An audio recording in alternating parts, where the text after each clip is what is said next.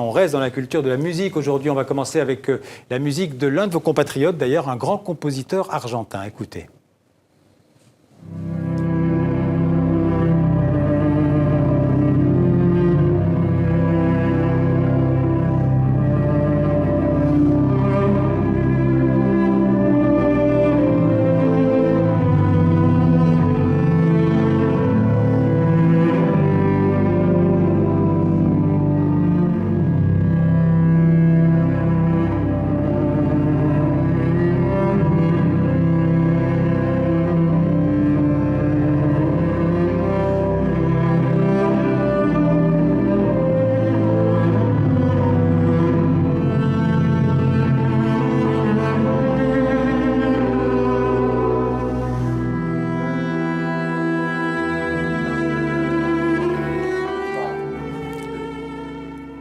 Bonsoir Jean-Baptiste. Bonsoir Xavier, bonsoir Alors, à tous. Ce grand compositeur argentin, c'est Astor Piazzolla, connu évidemment pour le tango.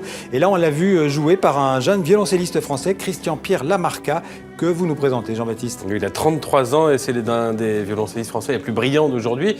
C'est une famille de musiciens, d'ailleurs, les Lamarca. Son frère Adrien est altiste. Il a remporté une victoire de la musique classique. Il vient de sortir son premier disque.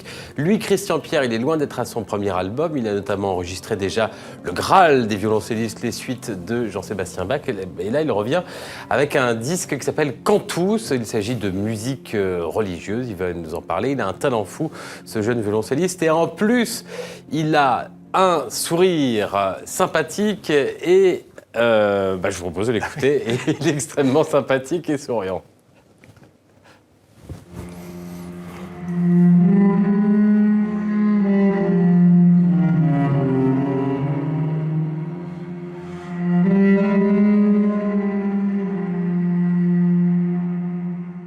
Dans ma famille, on a tous fait de la musique. On a tous commencé par le piano comme base d'éducation. Et parmi de multiples activités comme le sport, voilà, on a une éducation très variée. Et à un moment donné, on nous a proposé, mes parents nous ont proposé, tiens, si vous faisiez un autre instrument. Et je me souviens très bien en fait, du moment où c'est arrivé, c'est-à-dire que c'était en 89, j'avais 5 ou 6 ans.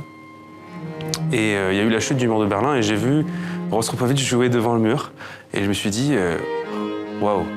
Et j'ai dit à mes parents, voilà, c'est ça que je veux faire.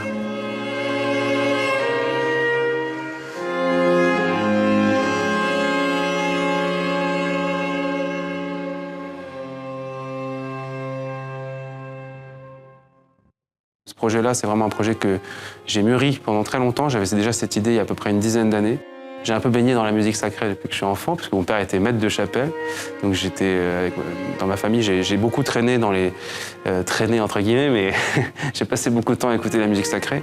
Et c'est de la musique qui m'a toujours parlé. J'ai toujours été fasciné par cette musique. J'ai toujours trouvé d'ailleurs que c'était peut-être dans cette musique-là que les compositeurs excellaient, qu'ils ont livré les plus grands chefs-d'œuvre.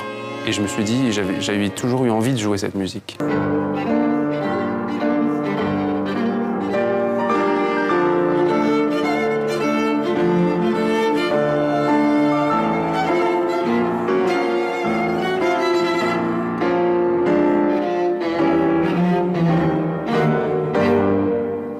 S'il y avait une concurrence, mon frère X serait pas sur mon disque.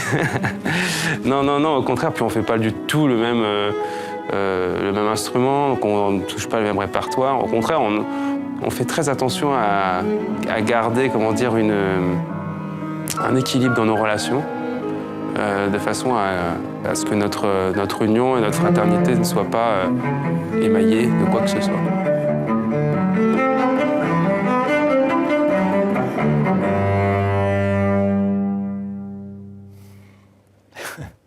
Voilà, souriant, je vous avais dit, et il sera à Oxford à la fin du mois et à Cuba, à La Havane, au mois de mai, avec son frère Adrien. On va rester dans le chant avec du chant lyrique, un petit tour des opéras francophones européens qui sont tous ces opéras visibles sur Internet. Et on part d'abord à Genève. Bien sûr, au Théâtre des Nations, théâtre éphémère du Grand Théâtre de Genève qui est actuellement en travaux. Regardez, il propose Le médecin malgré lui de Gounod d'après Molière. C'est jusqu'au 16 avril, c'est-à-dire demain soir. Et où que vous soyez dans le monde, c'est à voir également sur le site Culture de France Télévisions à partir de lundi. Et ça vaut le coup, regardez un extrait cadeau pour vous. Que dit-elle ? Ah,